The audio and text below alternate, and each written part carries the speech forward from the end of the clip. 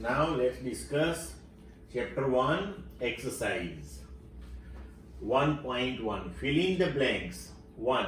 The volume of a cube of side 1 centimeter is equal to how much meter cube? 2. The surface area of a solid cylinder of radius 2 centimeter and height 10 centimeter is equal to how much millimeter square? 3. A vehicle moving with a speed of 18 km per hour covers how much meter in 1 second? The relative density of lead is 11.3. Its density is how much gram per centimeter cube or kilogram per meter cube? So now let's discuss one by one. Now 3. First question. The volume of a cube of side 1 centimeter is equal to how much meter cube? तो side 1 centimetre दी हुई है, L is 1 centimetre, cube है तो cube का volume होगा V equal to L cube. अब L की value दी हुई है 1 centimetre, so this is equal to 1 centimetre cube. Now we have to give the answer in terms of metre. So 1 centimeter, that is 10 raised to minus 2 meter and cube of it. So we will get 10 raised to minus 6 meter cube. यहाँ पे cube कर लेना बच्चों. Second question. The surface area of a solid cylinder of radius 2 centimeter and height 10 centimeter is equal to how much millimeter square? Now see, radius is 2 centimeter, हमें answer millimetre में देना है, तो 2 centimeter that is 20 millimeter, height 10 centimeter, so that is 100 millimeter. Now surface area of the solid cylinder. So cylinder have 3 surfaces. If we think about solid cylinder, then see, suppose we consider cylinder like this,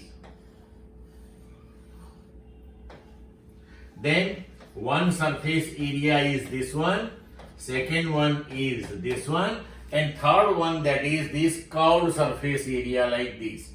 So for this upper one and lower one, we can write the surface area, that is pi r square, 1 and 2, so multiply by 2.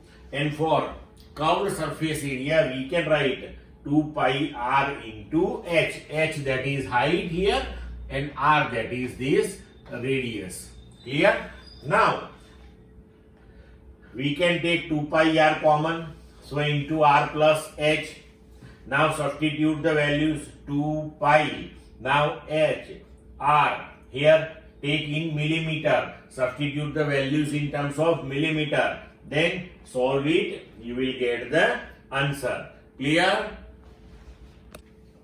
Third one. A vehicle moving with a speed of 18 km per hour covers how much meter in 1 second? Now you have to find the distance in terms of meter. Okay? And that distance is covered in 1 second. It implies that first you have to convert kilometer per hour into meter per second. तो चलो इसे convert करते हैं. V that is 18 kilometre per hour, so इसको metre पर second में convert करते हैं. 1 kilometre that is 1000 metre, 1 hour that is 3600 second. So 18 into 1000 metre upon 60 into 60 second. So इसका आंसर आया 5 मीटर पर सेकेंड. अभी V that is d by t, distance upon time. So distance that is speed into time. So speed that is 5 meter per second, time that is 1 second. So your answer will be 5 meter. Clear? Now next question. The relative density of lead is 11.3. Its density is how much gram per centimeter cube or kilogram per meter cube? Now what is relative density? So relative density of any substance, that is equal to density of the substance divided by density of water at 4 degree Celsius. Now, density of lead, that is relative density of lead into density of water at 4 degrees Celsius. We want to find the density of lead. Now see, relative density of lead, that is 11.3 into 1 gram per centimeter cube, that is the density of water. So that is equal to 11.3 gram per centimeter cube. We have to find in terms of kilogram per meter cube also. So this one is 11.3 gram per centimeter cube. Now 11.3 gram, that is 10 raised to minus 3 kilogram upon centimeter cube. So 10 raised to minus 2 meter and cube of it. So 11.3 into 10 raised to minus 3. This 10 raised to minus 2 meter cube, 10 raised to minus 6 meter cube. So 10 raised to minus 3 upon 10 raised to minus 6, that is 10 raised to 3. So your answer comes to 11.3 into 10 raised to 3 kilogram per meter cube. So we can write that is 11,300 kilogram per meter cube. Clear बच्चों? Now 1.2. Fill in the blanks by suitable conversion of units. 1 kilogram meter square per second square, that is how much gram centimeter square second minus 2. 1 meter, that is how much light year. 3 meter per second square, that is how much kilometer per hour square. G, that is 6.67 into 10 raised to minus 11 Newton meter square per kilogram square. And that is equal to how much centimeter cube second minus 2 G raised to means gram raised to minus 1. यहाँ पे equal to लिख लेना बच्चों. Now first one, 1 kilogram meter square per second square, that is how much gram centimeter square per second square. So 1 kilogram meter square per second square. So 1 kilogram, 1 into kilogram, that is 10 raised to 3 gram, meter, that is 10 raised to 2 centimeter, square of it, second raised to minus 2, that will be as it is. So 10 raised to 3, 10 raised to 2 square, that is 10 raised to 4, so total is 10 raised to 7 gram centimeter square per second square. Second one, 1 meter, that is how much light year. Now see, in theory we studied this thing, 1 light year, that is 9.46 into 10 raised to 15 meter. Now we can use simply unitary method. 9.46 into 10 raised to 15 meter, that is 1 light year. Therefore 1 meter, that is how much? So 1 meter, that is 1 upon 9.46 into 10 raised to 15 light year. So that will comes to 1.053 into 10 raised to minus 16 light year. Now third one, nearly equal to, you can write this one 10 raised to minus 16 light year. Now third one, 3 meter per second square, that is how much? Kilometer per hour square. So 3 meter per second square, that is equal to 3 into 10 raised to minus 3 kilometer. And second, 1 second, that is 1 upon 3600 hour. So 1 upon 60 into 60 hour raised to minus 2. Now 3 into 10 raised to minus 3. Here 1 upon 60 into 60 raised to minus 2. मतलब कि वो denominator में है, तो हम ये -2 वाला plus करें तो ऊपर जाएगा ये. So 3600 into 3600 hour as it is raised to minus 2. So solve it, you will get 3.888 into 10 raised to 4 kilometer per hour square. Okay, so you can write nearly equal to 3.9 into 10 raised to 4 kilometer per hour square. Clear बच्चों? अभी next one, fourth one, G, that is 6.67 into 10 raised to minus 11. Newton metre square per kilogram square, that is equal to how much? Centimeter cube second minus 2 gram raised to minus 1. Now see, here Newton is given, here centimeter second gram is given. मतलब कि आपको पहले Newton को kilogram metre second में लिखना पड़ेगा. Now G, that is given to you 6.67 into 10 raised to minus 11 Newton meter square per kilogram square. So 6.67 into 10 raised to minus 11 newton का मतलब होता है किलोग्राम मीटर पर second square, and metre square kilogram raise to minus 2, that is given to you. अभी देखो ये kilogram raise to minus 2, यहाँ kilogram raise to 1 है. So resultantly it will be kilogram raise to minus 1. ये metre है, ये metre square है, तो हो गया metre cube second raise to minus 2. ये 6.67 into 10 raise to minus 11 as it is रहेगा.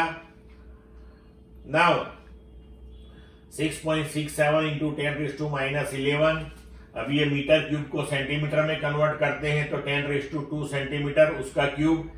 सेकंड ऐसे ही रहेगा, second raise to minus 2, 1 kilogram that is 1000 gram raise to minus 1. So 6.67 into 10 raised to minus 8 centimeter cube second minus 2 gram raised to minus 1. ये हो जाएगा अपना answer. ठीक है बच्चों, clear? Now 1.3. A calorie is a unit of heat energy and it equals about 4.2 joule, where 1 joule, that is 1 kilogram meter square per second square. Suppose we employ a system of units in which the unit of mass equals alpha kilogram, the unit of length equals beta meter, the unit of time is gamma second, so that the calorie has the magnitude 4.2 alpha raised to minus 1, beta raised to minus 2 and gamma raised to 2 in terms of the new units. Now say energy unit, that is kilogram meter square per second square. So its dimensional formula that will be m1 L2 T minus 2. We can write this is equal to m raised to a, L raised to b, T raised to c. So we can write the powers are a is 1, b is 2, c is minus 2. Now 1 calorie, that is 4.2 joule, that is given to you. Now SI system and new system. तो देखो अभी SI system में value जो है magnitude, that is 4.2 joule, that is SI unit. Mass हम लेते हैं kilogram में, तो 1 kilogram, length 1 metre, time 1 second. अभी हमें न्यू सिस्टम बनानी है, तो न्यू सिस्टम में मैग्नीट्यूड क्या आएगा वी डोंट नो. मास, तो हमें मास लेना है अल्फा किलोग्राम. वो बोला है आपको कि आपको यूनिट नई सिस्टम में ये लेना है, मास का अल्फा किलोग्राम, देन लेंथ का बीटा मीटर एंड टाइम का गामा सेकेंड. तो लेंथ का बीटा मीटर, टाइम का गामा सेकेंड. अभी देखो कि हम एसआई में लिखे या सीजीएस में लिखे, कोई नई यूनिट में लिखे, राइट. तो हम लिख सकते हैं कि जैसे कि एग्जांपल ले लो कि 1 मीटर दैट इज 100 सेंटीमीटर. तो 1 मीटर तो वो हो गया मैग्नीट्यूड ये वाला, राइट. मीटर तो ये हो गया एसआई यूनिट यहां पे.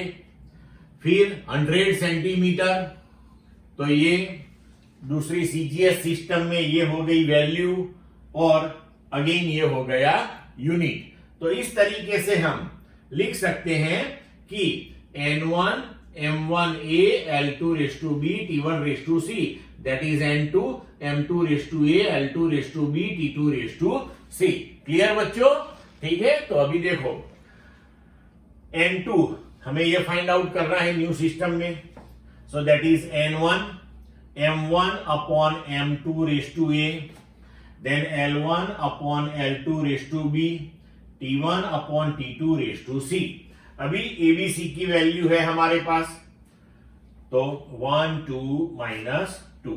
अभी मास m1, तो m1 है हमारे पास 1 किलोग्राम, m2 है अल्फा किलोग्राम, l1 है 1 मीटर, l2 है बीटा मीटर। देखो यहाँ पे t1 है 1 सेकेंड, t2 है gamma second. Okay, now kilogram kilogram cancel, metre metre cancel, second second cancel.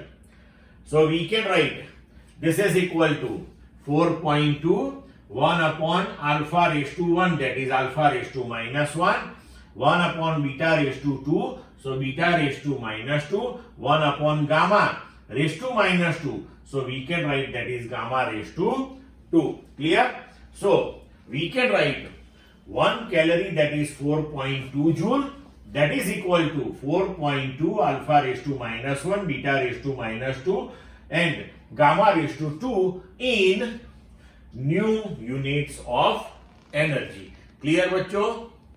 Now 1.4 explain the statement clearly to call a dimensional quantity large or small is meaningless without specifying a standard for comparison. 2. In view of this, reframe the following statements wherever necessary. A. Atoms are very small object. B. A jet plane moves with a great speed. C. The mass of Jupiter is very large. D. The air inside this room contains a large number of molecules. E. A proton is much more massive than an electron. F. The speed of sound is much smaller than the speed of light. Now see, यहाँ पे दिया हुआ है कि to call a dimensional quantity large or small is meaningless without specifying a standard for comparison. तो दो चीजों की जब तक आप कंपैरिजन नहीं करते हैं तब तक कौन सी लार्ज है और कौन सी स्मॉल है इसका जजमेंट नहीं आ सकता है। तो फिर हमें यहां बताया है कि इन व्यू ऑफ दिस, मतलब कि कंपैरिजन के बगैर तो पता नहीं चलेगा कि कौन सी लार्ज है और कौन सी स्मॉल है, right?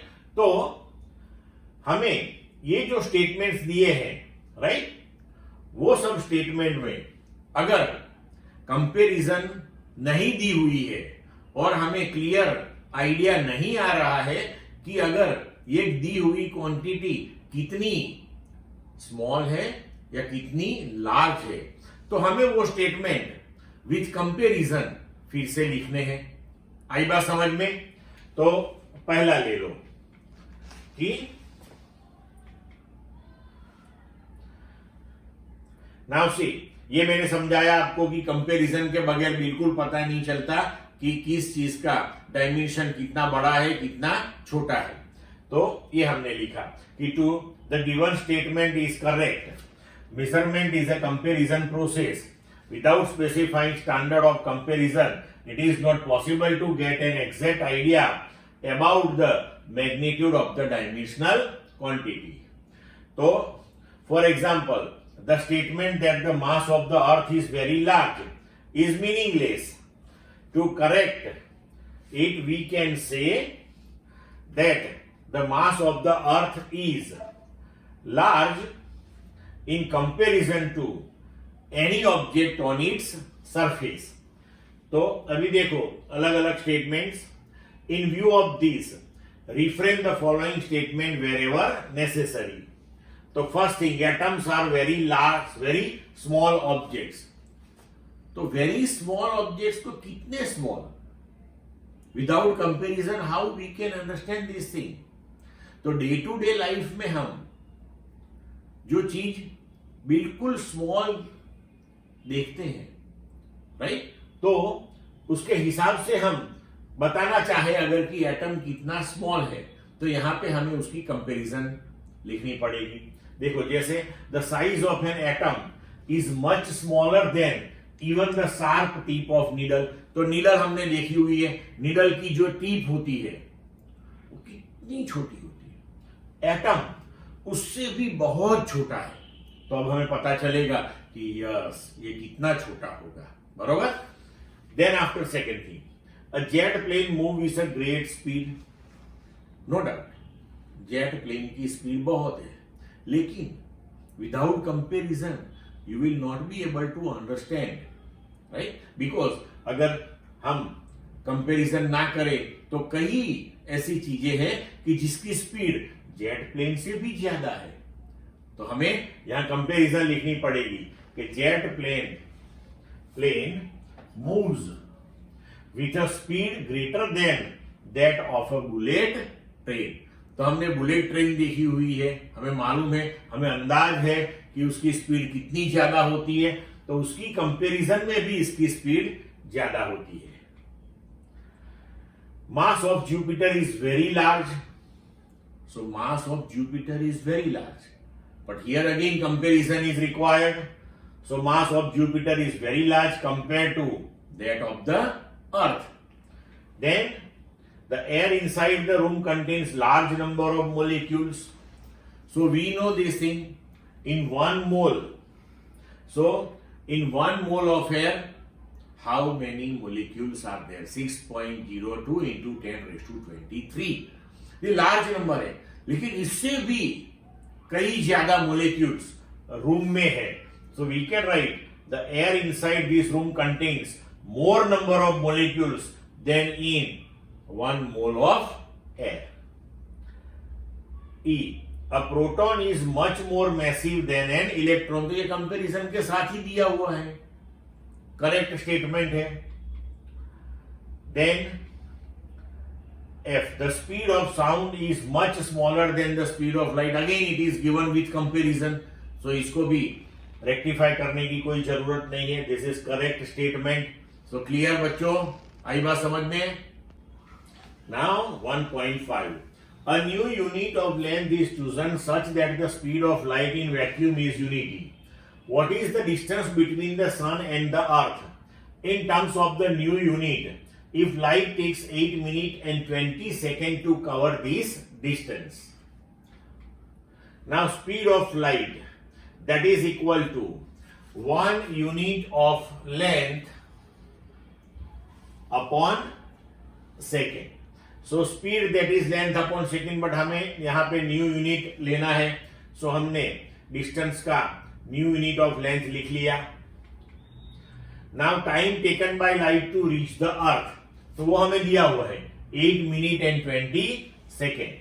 So 8 minute 20 second that is 8 into 60 second plus 20 second. So resultantly it comes to 500 second.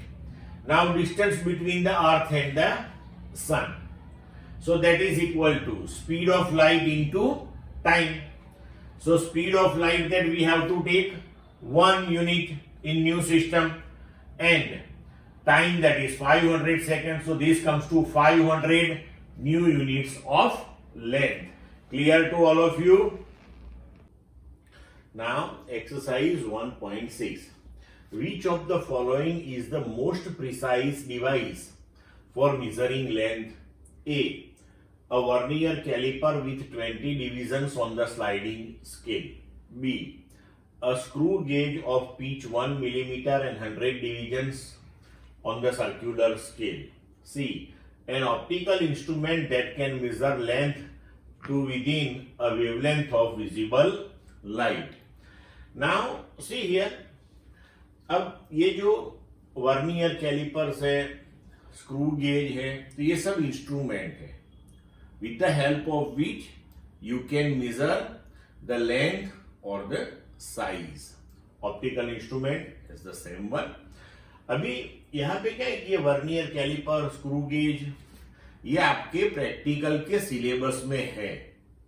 तो जब आप लेबोरेटरी में प्रैक्टिकल करोगे तब ये सब इंस्ट्रूमेंट आप यूज करने वाले हो, राइट? तो अभी ये एग्जाम्पल आप समझ लो, जब आप एक्सपेरिमेंट करोगे तो इसमें ज्यादा क्लैरिटी आएगी आपको कि ये जो लिखा है कि स्लाइडिंग स्केल क्या है, 100 division on the circular scale वो क्या है, ये सब उस टाइम पे समझ में आएगा, राइट? अभी यहां पूछा गया है कि मोस्ट प्रिसाइज डिवाइस, तो जिस डिवाइस से हम मिनिमम मेजरमेंट सबसे अच्छा ले सके उसे हम मोस्ट प्रिसाइज और प्रिफरेबल डिवाइस बोलेंगे। तो अभी मिनिमम डिस्टेंस और मिनिमम लेंथ किस इंस्ट्रूमेंट से ज्यादा अच्छी मेजर होती है वो हम देखेंगे। मतलब कि इन सब इंस्ट्रूमेंट के लिए हमें सबसे पहले लिस्ट काउंट फाइंड आउट करना पड़ेगा। लिस्ट काउंट का मतलब ये होता है कि जो इंस्ट्रूमेंट आपको दिया है उससे आप मिनिमम कितना डिस्टेंस और लेंथ मेजर कर सकते हो। जैसे कि हम अपना स्केल ले लें, तो स्केल से हम मिनिमम कितनी लेंथ मेजर कर पाएंगे। तो स्केल को आप देखो, उसके ऊपर सबसे छोटा डिवीजन जो है वो 1 मिलीमीटर का है। मतलब कि 0.1 सेंटीमीटर हम स्मॉलेस्ट मेजरमेंट ले सकते हैं। अगर उससे छोटा मेजरमेंट है तो स्केल काम में आएगा नहीं। तो हम बोल सकते हैं कि हमें जो स्केल दिया हुआ है उसका लिस्ट काउंट, राइट, और the minimum possible measurement with the help of that instrument वो 0.1 सेंटीमीटर है। इस तरीके से इन सब के लिए हमें फाइंड आउट करना है। उसके लिए फॉर्मूलाज अलग अलग हैं, राइट। से the device that has minimum list count will be more precise for measuring the length. A vernier caliper with 20 divisions on the sliding scale. So least count of the vernier caliper, that is value of one division on main scale. So main scale division उसको short में MSD लिखते हैं, और total division on vernier scale, तो vernier scale division. तो one division on main scale, तो vernier calipers का जो main scale होता है वो अपना स्केल ही होता है, राइट। तो उसका 1 मिलीमीटर होगा। टोटल डिविजन हमें दिए हुए हैं 20, सो 1 मिलीमीटर बाय 20, सो 0.05 मिलीमीटर। तो अभी इसका लिस्ट काउंट हो गया 0.005 सेंटीमीटर। अभी आगे देखते हैं screw gauge, pitch that is 1 millimetre, okay, and 100 divisions on the circular scale. ये पीच का मतलब होता है कि जब आप इसको 100 डिवीजन रोटेट करते हो तो मेन स्केल पे ये 1 मिलीमीटर जितना स्लाइड होता है, राइट। तभी इसका भी लिस्ट काउंट का इक्वेशन है, least count of screw gauge that is pitch upon number of divisions on the circular scale. तो 1 millimetre upon 100, so 1 by 1000 centimetre, so 0.001 centimetre, right. अभी थर्ड वन दिया है optical instrument, right, measure the length within a wavelength of visible light. तो जो visible light है, तो least count of this optical instrument that is the wavelength of visible light. हम यहां average 4000 to 8000 visible range है, तो 6000 approximately red की जो है वो वेवलेंथ यहां पकड़ के चलते हैं, तो वो 6000 एंगस्ट्रॉम हो गई। तो 6000 इंटू 10⁻⁻8 सेंटीमीटर। तो यहां पे लिस्ट काउंट सबसे कम इसका है, राइट। तो optical instrument that is the best one, hence the most precise device for measuring the length is the given optical instrument, because इसका लिस्ट काउंट ये तीनों में सबसे कम आया हुआ है। क्लियर बच्चों? Now exercise 1.7। A student measures the thickness of a human hair by looking at it through a microscope of magnification 100. He makes 20 observations and finds that the average width of the hair in the field of view of the microscope that is 3.5 millimeter. What is the estimate on the thickness of hair? Now see here, the thickness measured through the microscope that is given to you 3.5 millimeter, right? So average thickness of hair as observed through microscope that is 3.5 millimeter. But magnification of microscope that is given to you 100. इसका मतलब ये हुआ कि ये जो आपने measurement लिया वो एक्चुअल जो मेजरमेंट था उससे 100 टाइम्स ज्यादा आया हुआ है, क्योंकि ये मैग्निफिकेशन 100 है, राइट, मतलब कि वो 100 टाइम मोर आपको दिखाता है। तो इसका मतलब ये हुआ कि अगर आपको ओरिजिनल थिकनेस फाइंड आउट करनी है तो ये एक्चुअली जो थिकनेस है उससे 100 टाइम ज्यादा है, तो उसे 100 से डिवाइड करना पड़ेगा। So actual thickness that is observe thickness divided by magnification, so 3.5 upon 100, so that is 0.035 millimetre. ये हो गया अपना आंसर। क्लियर बच्चों? Exercise 1.8, answer the following. A, you are given a thread and meter scale, how will you estimate the diameter of the thread? B, a screw gauge has a pitch of 1 millimeter and 200 divisions on the circular scale. Do you think it is possible to increase the accuracy of the screw gauge arbitrarily by increasing the number of divisions on the circular scale? C, the mean diameter of a thin brass rod is to be measured by a vernier calipers. Why is a set of 100 measurements of the diameter expected to yield a more reliable estimate than a set of 5 measurements only? Now let's give answer of each one. First one, A, you are given a thread and a meter scale. How will you estimate the diameter of the thread? तो thread तो 1 millimetre से भी पतला होगा, तो 1 millimetre वो तो least count है अपने स्केल का। तो अब क्या करेंगे? तो उसके लिए हमें एक टेक्निक अप्लाई करनी पड़ेगी। देखो, if the thread is wound on the meter scale up to 1 centimetre, तो मीटर स्केल पे जो अपना 1 सेंटीमीटर डिवीजन है उसमें हम थ्रेड को ऐसे घुमा घुमा के वाउंड करके सेट कर लेंगे। ठीक है? Now all the turns should be close to each other, हर एक टर्न एक दूसरे को टच करता हो, इस तरीके से कॉम्पैक्ट उसको वाउंड करेंगे। Then the number of turns N on the thread coil is counted. अभी कितने थ्रेड 1 सेंटीमीटर में आए वो हम काउंट कर लेंगे। मानो कि N number of turns are there, तो अब हम सिंपली लिख सकते हैं कि एन नंबर ऑफ टर्न्स की थिकनेस हुई 1 सेंटीमीटर, तो 1 थ्रेड का जो राउंड है उसकी थिकनेस कितनी होगी? Simply 1 by n centimetre.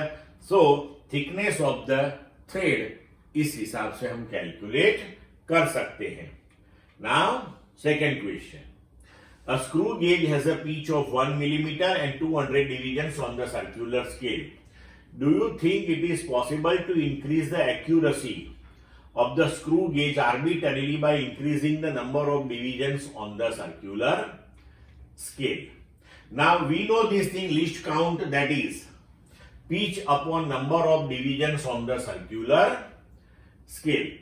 So यहां पे हम देखें तो हमें ऐसा लगता है कि यस, नंबर ऑफ डिविजन्स अगर हम इंक्रीज करेंगे तो लिस्ट काउंट कम होगा। अगर लिस्ट काउंट कम हुआ तो instrument will be considered more precise. लेकिन इसमें प्रॉब्लम आती है, देखो कि theoretically it appears that the list count can be decrease by increasing the number of divisions on the circular scale. लेकिन प्रैक्टिकली क्या होता है कि जब आप स्क्रू गेज देखोगे लेबोरेटरी में, आप उसके साथ डील करोगे, एक्सपेरिमेंट करोगे, तब आपको पता चलेगा कि it may not be possible to take the readings precisely due to low resolution of human I.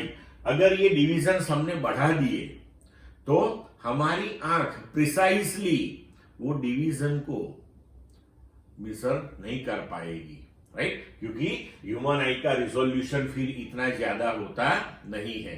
Clear बच्चों? Next one, the mean diameter of the thin brass rod is to be measured by vernier calipers. Why is a set of 100 measurements of the diameter expected to yield a more reliable estimate than a set of 5 measurements only? So large the number of readings, closer is the arithmetic mean to the true value. Mathematics में आप पढ़ते हो कि जितने larger number of readings है तो आपका arithmetic mean जो है वो आपकी ट्रू वैल्यू के वेरी क्लोज होगा। तो यहाँ पे hence result with a set of 100 measurement is more reliable than that with a set of 5 measurement. Clear बच्चों, सिंपल थिंग है. Now exercise 1.9. The photograph of a house occupies an area of 1.75 centimeter square on a 35 millimeter slide.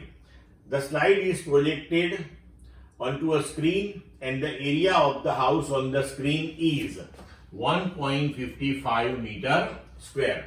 What is the linear magnification of the projector screen arrangement? Now see here. Size of the object that is given to you 1.75 centimeter square. So we can write that is 1.75 into 10 raised to minus 4 meter square. Then size of image that is given to you 1.55 meter square. Now aerial magnification that is size of image upon size of object. So dimensions of image upon dimensions of object will give you magnification. So here we can write 1.55 that is the size of image divided by size of object 1.75 into 10 raised to minus 4. So your answer will turn to 8857. ये हो गया areal magnification. अगर area की बात करें तो length into breadth और length into length, right. सो हमें लीनियर मैग्निफिकेशन चाहिए, तो हमें क्या करना पड़ेगा यहां पे? Linear magnification that is under root areal magnification. So take under root of 8857, you will get the answer 94.1. that is your linear magnification. Clear? Now exercise 1.10. State the number of significant figures in the following. 1. 0.007 meter square. 2. 2.64 into 10 raised to 24 kilogram. 3. 0.2370 gram per centimeter cube. 4. 6.320 joule. 6.032 Newton per meter square. 0.000632 meter square. तो अभी यहां पे आपको rules to find out the significant figures ये mind में होने चाहिए, तभी आप यहां पे आंसर दे पाओगे. तो देखो ये फर्स्ट वन 0.007 मीटर स्क्वायर. तो हमने डिस्कस किया हुआ है रूल्स में कि डेसिमल पॉइंट के राइट साइड और फर्स्ट नॉन जीरो की लेफ्ट साइड के जो जीरो है वो नॉन सिग्निफिकेंट है. मतलब कि ये जो फिगर दी हुई है उसमें ओनली वन सिग्निफिकेंट फिगर है और वो है 7. Then 2.64 into 10 raised to 24 kilogram. तो इसमें 2, 6 and 4 3 है. ये जो 10 टू पावर वाला है वो कैलकुलेट नहीं होगा. क्लियर? 3. 0.2370 ग्राम पर सेंटीमीटर क्यूब. तो यहां पे ट्रेलिंग जीरो है after decimal point, trailing zero, तो वो गिना जाएगा सिग्निफिकेंट फिगर में. मतलब कि यहां पे 4 है, ये 2, 3, 7 and 0 all. Then after 4 6.320 again trailing zero decimal point के बाद आता है तो वो गिना जाएगा. तो अगेन इसमें 4 हो जाएगी significant figures. Fifth one 6.032 Newton पर मीटर स्क्वायर. तो यहां जीरो दो नॉन जीरो के बीच में आता है तो वो भी गिना जाएगा. मतलब कि again here 4 significant figures are there. Then 0.000632 metre square. तो ये जो 3 जीरोस है डेसिमल पॉइंट की राइट और 1 नॉन जीरो जो है 6 उसके लेफ्ट में, तो वो नहीं गिने जाएंगे. तो 6032 उसमें जो जीरो आता है वो 2 नॉन जीरो के बीच में है तो वो गिना जाएगा. तो 6032 मतलब सिग्निफिकेंट फिगर्स हो गई यहां पे 4. क्लियर बच्चों?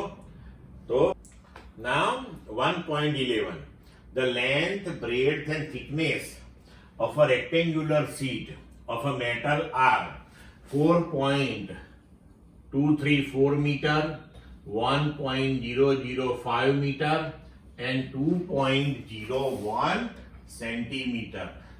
देखो यहाँ पे दो मेजरमेंट मीटर में है और एक मेजरमेंट सेंटीमीटर में है, तो उसको मीटर में लिखना पड़ेगा, याद रखना। Give the area and volume of the sheet to correct significant figures. Now see here, length, breadth and thickness given to you। thickness 2.01 centimetre थी, तो मीटर में लिखे तो 0.0201 मीटर। अभी एरिया ऑफ द सीट, तो पूरी सीट का जो हमें एरिया लेना है, तो वो यहां पे हमने लिया length into breadth plus breadth into thickness plus thickness into length. तो यहां पे देखो बच्चों कि हमने ये कैसे कैलकुलेट किया। तो मान लो कि ये हमारी सीट है, तो ये लेंथ, ये ब्रेड्थ, तो लेंथ इंटू ब्रेड्थ करेंगे तो ये एरिया आएगा। तो ये एरिया और ये नीचे वाला एरिया दोनों सेम आएंगे। देन आफ्टर मानो कि ये जो सरफेस है उसका एरिया, तो ये हो गई लेंथ और ये हो गई थिकनेस। तो ये जो एरिया है वो और ये साइड का जो एरिया है वो दोनों सेम आएंगे, तो ट्वाइस हो जाएगा। अभी ये जो सरफेस है उसका एरिया, तो ये हो गई ब्रेड्थ और ये हो गई थिकनेस, तो ये जो एरिया होगा वही सेम एरिया ये साइड पे आएगा। इसलिए हमने यहां पे length into breadth plus breadth into thickness plus thickness into length into 2 किया हुआ है। क्लियर बच्चों? अब सब वैल्यू सब्स्टिट्यूट कर दी हमने और इसको अभी सॉल्व कर लो आप, तो आंसर आ जाएगा 8.720947 metre square. But we have to give the answer to correct significant figures. तो अभी ये जो मेजरमेंट्स हमें दिए हुए हैं उसमें आप देखो कि list number of significant figures इसमें है, यहां पे 4 है, यहां पे 4 है और यहां पे 3 है। तो हमें अपना आंसर 3 डिजिट तक यहां पर रिस्ट्रिक्ट करना है। तो 8.720 तो लेस देन 5 है, तो अपना आंसर हो जाएगा 8.72 metre square rounded off up to 3 significant figures. Clear बच्चों? अभी volume of the sheet, so volume that is length into breadth into thickness, value substitute कर लो, इसे सॉल्व करो, तो आंसर हो जाएगा 0.0855289। अगेन हमें इसे रिस्ट्रिक्ट करना है अप टू 3 डिजिट। तो ये 2 जो है वो 5 से छोटा है, मतलब कि 0.0855 मीटर क्यूब ये हमारा आंसर हो जाएगा। क्लियर बच्चों? Now 1.12, the mass of a box measured by the grocer's balance is 2.3 kilogram. 2 gold pieces of mass is 20.15 gram and 20.17 gram are added to the box. What is A, the total mass of the box, and B, the difference in the masses of the pieces to correct significant figures. Now, total mass of the box, तो सभी masses का summation हो जाएगा। ये kilogram में दिया है और बाकी के जो 2 मासिस है 20.15 ग्राम और 20.17 ग्राम, तो इसको हमें किलोग्राम में लेना पड़ेगा। तो 2.3 kilogram plus 0.02015 kilogram plus 0.02017 kilogram, तो आंसर हो जाएगा 2.34032 किलोग्राम। लेकिन यहां पे देखो list number of significant figures 2 and 3 2 है इसमें, ये बाकी के दोनों में 4 है, तो इसे हम रिस्ट्रिक्ट करेंगे 2 डिजिट तक, यहां तक। 4 से डिस्कार्ड किया, 4 इज लेस देन 5, तो आंसर रहेगा 2.3 किलोग्राम. अभी difference in the masses of pieces. So difference in masses of two gold pieces. So 20.17 gram minus 20.15 gram. तो ये सिंपल हो गया 0.02 ग्राम. Clear? 1.13. A famous relation in physics relates moving mass m to the raised mass m0 of a particle in terms of its speed v and the speed of light c. This relation first arose as a consequence of special relativity due to Albert Einstein. A boy recalls the relation almost correctly but forgets where to put the constant c. He writes m equal to m0 upon 1 minus v square raised to 1 by 2. Guess where to put the missing c. Now हम discuss कर चुके हैं आगे कि कोई भी equation अगर आपको दिया है और वो करेक्ट है तो इसका मतलब ये हुआ कि उसके दोनों साइड के डायमेंशंस क्या होने चाहिए, सेम होने चाहिए, तभी वो करेक्ट होगा. अगर दोनों साइड के डायमेंशन सेम नहीं है तो वो करेक्ट नहीं होगा. राइट? तो हम यहां पे दोनों साइड के डायमेंशंस चेक करके आगे चलते हैं. देखो कि since quantities of similar nature can only be added और subtracted, v square cannot be subtracted from dimension less constant 1. तो अभी यहां पे ये मास है तो यहां ऊपर भी मास है, तो दोनों साइड मास के डायमेंशंस सेम हो गए. मतलब कि अब जो भी बचा है, जो भी टर्म है इसके अंदर, वो डायमेंशन लेस होनी चाहिए. राइट? तो यहां पे 1 डायमेंशन लेस है बट v स्क्वायर वो डायमेंशन वाला है. तो डायमेंशन लेस और डायमेंशन वाला उसका समेशन सब्ट्रैक्शन नहीं होता, तो ये भी पता चल जाता है हमें यहां से. तो देखो अभी it should be divided by c square, तो वेलोसिटी स्क्वायर जो है उसको वेलोसिटी ऑफ लाइट के स्क्वायर से हम डिवाइड कर देंगे तो वो डायमेंशन लेस हो जाएगा. तो 1 भी डायमेंशन लेस, ये भी डायमेंशन लेस, मतलब कि डिनोमिनेटर पूरा डायमेंशन लेस हो गया. तो न्यूमेरेटर यहां पे मास, तो उसका dimension m1, left hand side का m1, तो इक्वेशन हो गया correct. Right? So we can write correct relation m equal to m0 in upon 1 minus v square upon c square whole raise to 1 by 2. Clear? Next 1.14. The radius of the hydrogen atom is about 0.5 angstrom. What is the total atomic volume in meter cube of a mole of hydrogen atom?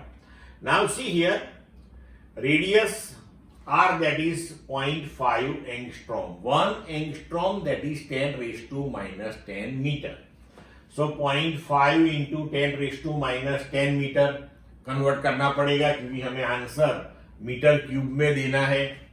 Now volume of one atom that is 4/3 pi r cube. हमें अब mole of hydrogen atom लेना है. Right? तो हम जानते हैं कि number of atoms in 1 mole that is equal to Avogadro's number 6.023 into 10 raise to 23. तो सिंपल है, एक एटम का वॉल्यूम 4/3 पाई आर क्यूब है, तो n एटम का कितना, n into 4/3 pi r cube. अभी इसमें हम सब वैल्यू सब्स्टिट्यूट कर देते हैं एंड इसको सॉल्व करो तो 3.154 into 10 raise to minus 7 metre cube. So इसे नियरली इक्वल टू आप लिख सकते हो 3 into 10 raise to minus 7 metre cube. Clear? Next 1.15. 1 mole of an ideal gas at STP occupies 22.4 liter. What is the ratio of molar volume to the atomic volume of a mole of hydrogen? Why is this ratio so large? Take the radius of hydrogen molecule to be 1 angstrom. अभी Radius of molecule given to you 1 angstrom, so that is 10 raised to minus 10 meter.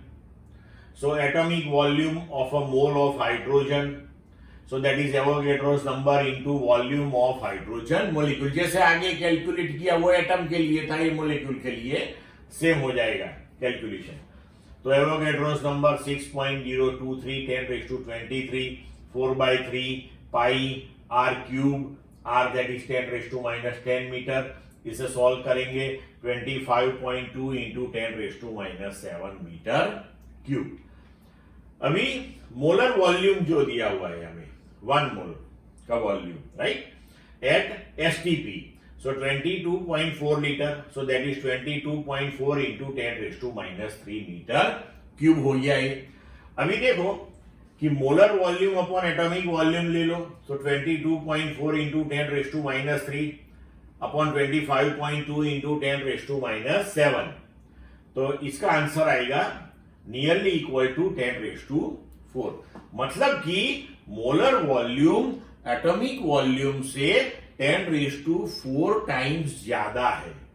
तो why this ratio is so large? Because at STP when we take the molar volume, so at that time we consider hydrogen in a gaseous state, और gaseous state में inter atomic distances बहुत ज्यादा रहते हैं.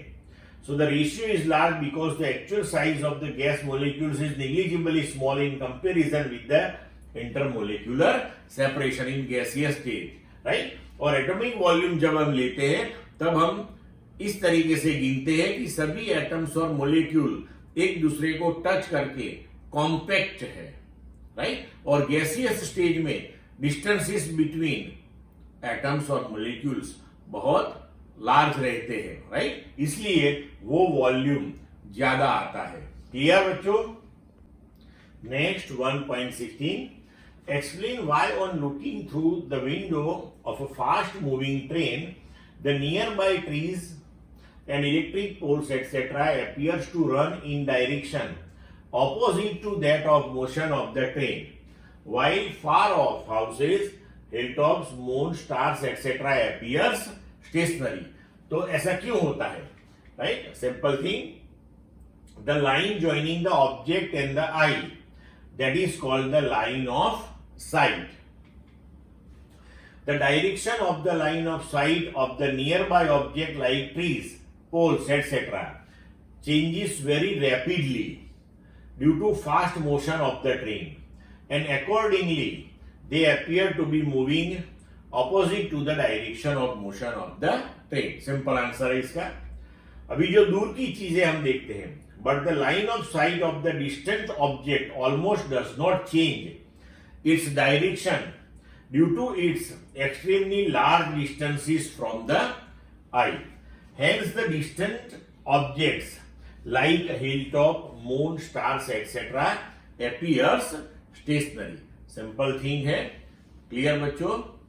Now next 1.17, the sun is a hot plasma ionized matter with its inner core at a temperature exceeding 10 raised to 7 Kelvin and its outer surface at a temperature of about 6000 Kelvin. At these high temperatures, no substance remains in a solid or liquid phase.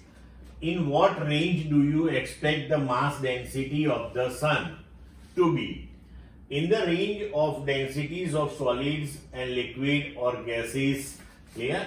Now, check if your guess is correct from the following data. Mass of the sun 2 into 10 raised to 30 kilogram. Radius of the sun, that is 7 into 10 raised to 8 meter. So calculations are very simple. Mass of the sun given to you 2 into 10 raised to 30 kilogram. Radius of the sun 7 into 10 raised to 8 meter. Now volume, that is 4 by 3 pi r cube. So 4 by 3 pi r cube. Calculate it, you will get the answer 1.437 into 10 raised to 27 meter cube. Abhi density of the sun, so that is mass upon volume. So mass, that is 2 into 10 raised to 30, volume आपने गिन लिया, substitute it. अब इसको solve करो तो 1391.8 kilogram per metre cube, और you can write it nearly equal to 1.4 into 10⁻³ kilogram per metre cube. तो ये जो अपना आंसर आया, the density of the sun is in the range of densities of the solid and liquid but not in the range of gases. So see, temperature is very high, so all the materials in the sun, that is in the gaseous state, but the density that is of the range of solid or liquid, because due to high pressure, the high density is due to inward gravitational attraction, so उसकी वजह से high pressure यहां पे generate होता है, सो density that is very high. Clear? So now the chapter 1 exercise is completed.